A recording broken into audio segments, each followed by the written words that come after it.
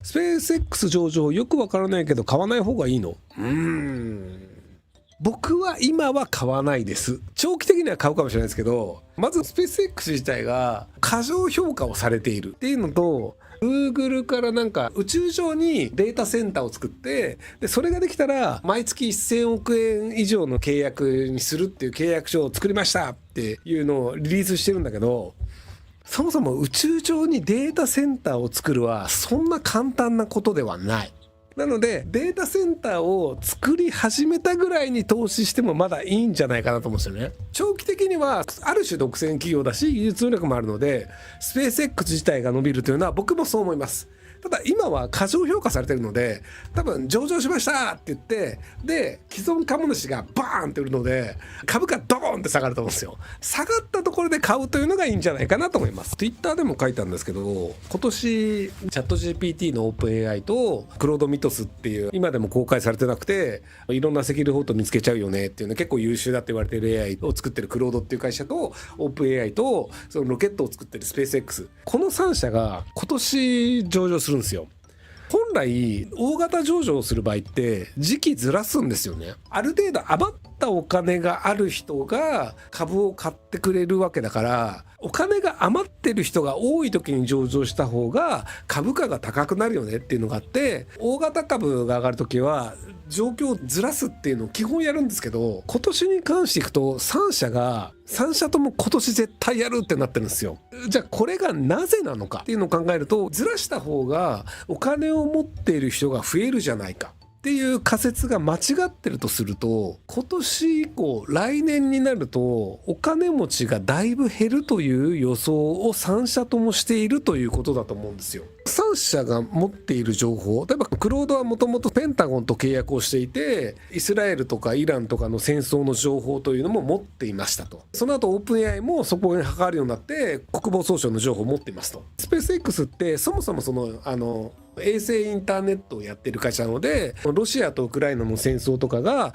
どういうデータを送ってどういう形でミサイルを送ってるかというのも知ろうと思ったら知れます。なのでウクライナがクリミア半島を攻撃しようとした時にスペース X の衛星電話を使おうとしたんですけど、クリミア半島はロシアの一応領土だから、クリミア半島を攻撃するのであれば衛星インターネットを使わせないぞというのをイーロン・マスクが判断して使わせなかったっていうのがあるんですよ。実はその国同士の戦争の戦略というのをコントロールできるぐらいの情報をイーロン・マスクは持っているんですよ。そもそも国防総省と関わり合いの3社が今年のうちに高く株を売って現金を集めた方がいいよね。でそれが多少損したとしても現金集めた方がいいよねというところで3社とも同意しているというのを考えると、結構来年は微妙なんじゃないですかっていうふうに僕思ってるんですよ。日本の人って熱しやすく冷めやすいので、ホルムズ海峡が閉鎖されましたっていう時に多分ニュースとかすげえあったと思うんですけど、いまだにホルムズ海峡を閉じてるんですけど、もう多分ホルムズ海峡がどうこうとか原油高だよねっていうニュースって多分日本そんな出てないと思うんですよ。これね悪化してるんですよ。先月ぐらいまでトランプ大統領が6週間で戦争終わるぜ、イランとのね戦争6週間で終わるぜって言ったんですけど、100日超えたんですよ、3ヶ月で。先々週ぐらいまでイランとアメリカが休戦交渉して、こういう条件だったら同意できるよねみたいなことを言って、トランプ大統領がどうや待ちかなとか言ってたんですけど、イランがもう交渉しねえわって言ってテーブル蹴ったんですよ。イスラエルがイランにミサイル撃って、イランがまたイスラエルにミサイル撃ってってミサイルをお互い撃ちまくってるんですよね。イランとは戦争をやめる条件にイスラエルをアメリカが止めることっていうのも条件に入れてたんですよ。でトランプ大統領はおっしゃおっしゃ、俺が言うんだったらイスラエルは従うからいけるぜって言ったんだけど、全然従わないんですよイスラエル。イスラエルのネタニヤフさんに対してトランプがお前ふざけんな、世界中からお前嫌われてるぞって文句を言うっていうのもあったんですけど、とはいえそんな感じでイスラエルとイランっていうのがずっとそのミサイル撃ちまくってるので、アメリカとの残念ながら和平というのはもうほぼほぼ無理だよねっていう空気感になってるんですよ。っていういうのが今の国際情勢なんですけど、なのでホルムズ海峡を開くよねって思ってる人って、国際ニュース見てる人ってまあまあ減ったんですよ。ちょっと前だとトランプ大統領とイランが電撃的にパキスタンの人が仲介になってイランとアメリカの和平を握るっていうのを言われてたんですけど、残念ながらもうそれが失敗してしまったので、なのでだいぶかかるよねっていう空気感なんですよ。だいぶかかるよねということは、ホルムズ海峡が自由に航行できるのは結構先の話だよねというのもあり、イスラエルに対して切れたイランというのが今言ってるのは、サウジアラビアって中東の島があって、でここにイランがあって、でここホルムズ海峡っていう海があって、ここをイランがミサイルバンバン撃つから通りたかったんですよ。とはいえ中東はこっち側の紅海っていうのあるじゃんと。なのでサウジアラビアとかこっち側の紅海から輸出できるよねってあったんですけど、イランがお前これ以上やったら紅海のここにあるイエメンの人たちをけしかけてイスラエルの船ここ通さなくするぞって言い始めてるんですよ。今閉じてるのはこっちホルムズ海峡なんだけど、こっち紅海のルートってなんだけど、ここもイスラエルが閉じるぞって言ってて、これで戦争が悪化すると、イエメンの風刺がね、はい、そうするとイスラエルの船が他の国の偽装しましたとかになると、もう全部通さねえぞっていうのをイランはやれちゃうんですよ。国際法的によろしくないですよ。まあそもそもホルムズ海峡閉鎖良くないからね。それを言い出すとアメリカがいきなりイランにミサイル撃ったのも良くないんだけど、なのでまず国際法でいくとアメリカもイランも良くないんだけど、でもホルムズ海峡閉鎖は実力でイランはやってしまいました。でイエメンの封鎖も実力でやれるんじゃねって言われてるんですよ。封鎖ね、はい。っていうのがあって、ロシアから原油買えばいいんじゃねえのっていうのはトランプさんは言ってたりもするんですけど、ロシアは原油買ってくれよって言ってるんですけど、ひょっとしたらロシアから原油を買うというパターンになるかもしれないんですけど、少なくとも3ヶ月前にこの戦争は6週間で終わるからホルムズ海峡開くんじゃねっていう風にトランプ大統領が言っていたのとは違う状況になっていて、下手したら半年以上ホルムズ海峡を開かねえんじゃねっていうところが今のところ国際ニュースを読んでいる人たち、英語圏のニュースを見てる人たちの感覚なんですよ。でも日本の人知らないでしょ。多分ニュース日本語で見てる人ってもうそんなに原油高とか騒がれなくなったし、別に大丈夫じゃねみたいな感覚だと思うんだけど、アフリカから石油タンカーが来たから日本は大丈夫なんだって言ってる人いたんですけど、あれが確かね100万バレルとかで1日分なんですよ。100万バレルはすごい量なんだけど、アフリカから100万バレル買ったこと自体はすごいんだけど、これが毎日続くなるのよ。毎日アフリカからタンカーが来ていますだったら半分なんとかなるから、あと100万バレルどこから持ってくればいいなんだけど、タンカー2隻来ました以上っていうので、いやっていう話なんだけど、でもここら辺を多分ちゃんと見てない人って、アフリカからもタンカー来るんだ、大丈夫なんだって思っちゃうんですよ。タンカー来た事実なんだけど2隻来ただけなんですよ。一応アメリカからも今後は来るんですけど、とはいえ価格はもう上がり続けてるのでどうなることやらっていうところなんですよね。っていうのをイーロン・マスクさんだったりとかクロートだったり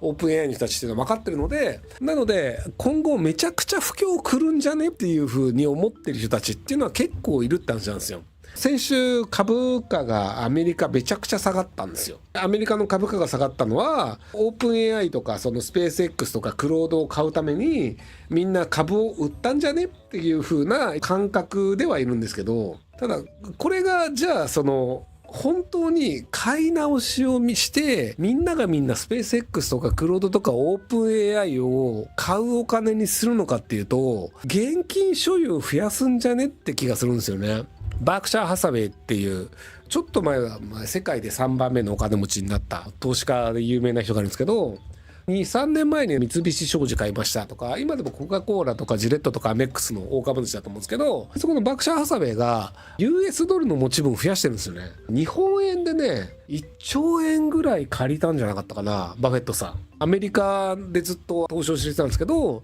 三菱商事に投資をしたりとか1兆円で日本円を借りるとかっていうのをやったりするんですけど、じゃあなぜ突然1兆円借りる日本円でねやったかっていうと、円安になるから1兆円借りても返す時は5000億円分ぐらいじゃねって思ってるんですよ。ドル換算したらってことね。なので円安がどんどん進んでいくわけだから、そうすると今円で借りたとしても勝手に円安で返す量減るじゃんっていうのと、今ドルの現金を増やしてるっていうのは、これから大不況が来るから、大不況が来ていろいろな値段が下がった時に買った方がいいんじゃねっていうところもあるんじゃないかなと思うんですよ。金の価格も下がってるし、ビットコインの価格も下がってるんですよ。結構ね、いろんなものの価格が下がってるんですよ。インフレでいろいろ儲かるよねっていうのがあって、で日本はね株価は上がってるんですよ。ちょっとアメリカの影響で下がりましたけど、日本円というのの価値が下がるよねっていうのと、株的なものとか金的なものとか役に立たないものを今持っててもしょうがないんじゃねみたいなっていうのがあったりするので、なのでその今回の3社上場の時期をずらさなかったっていうのを考えると、やっぱり来年ぐらいに何らかしらやばいことに不景気になるというふうに思ってる人が多いんじゃないかなっていう、これ思ってる人が多いというだけで、来月ぐらいに突然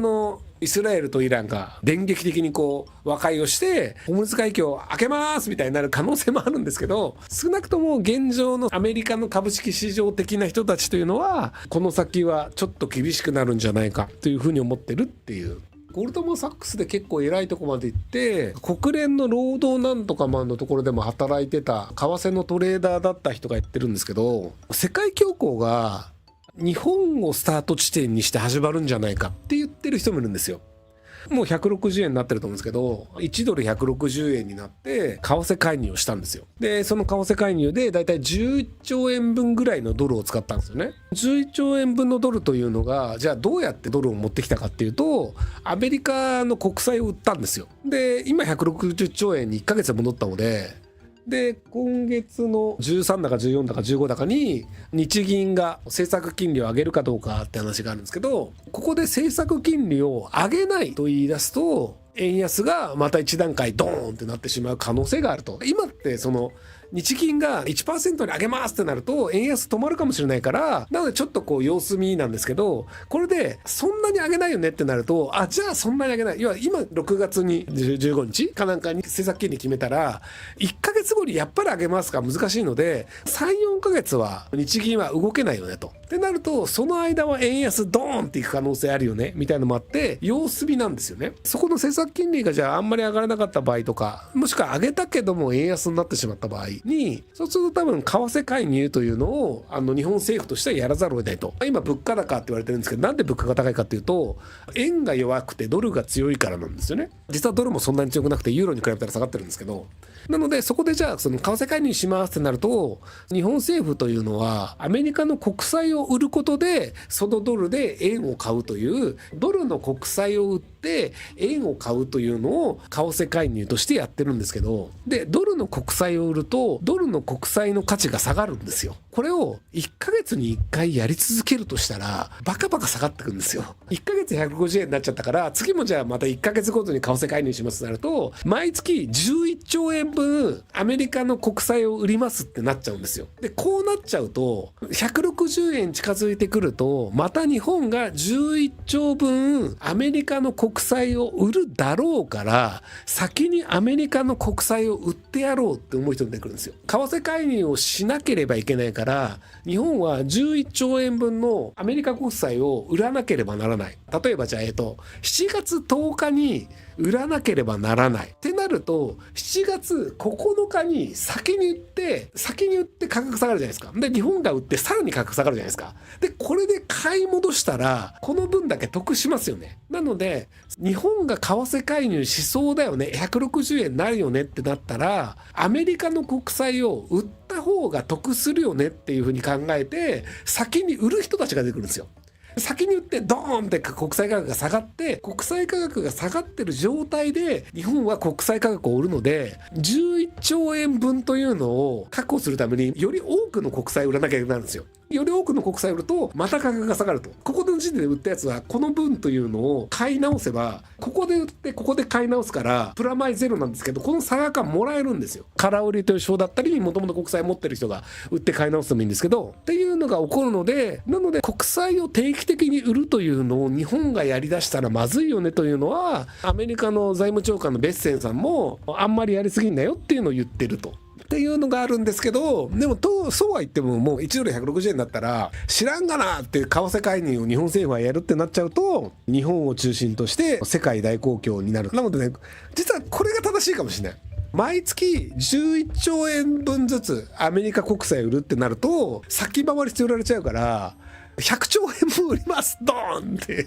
これやると本当にアメリカの国債価格が激下がりするので、ヨーロッパももう国債持ちたくねえよっていうのでとんでもないことになる。なので日本が世界恐慌のスタート地点になるっていうふうに言われてるっていう。ご視聴ありがとうございます。今回の動画はこちらからの切り抜きになります。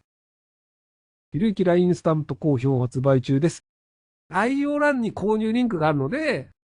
そちらから購入できます。よろしくお願いします。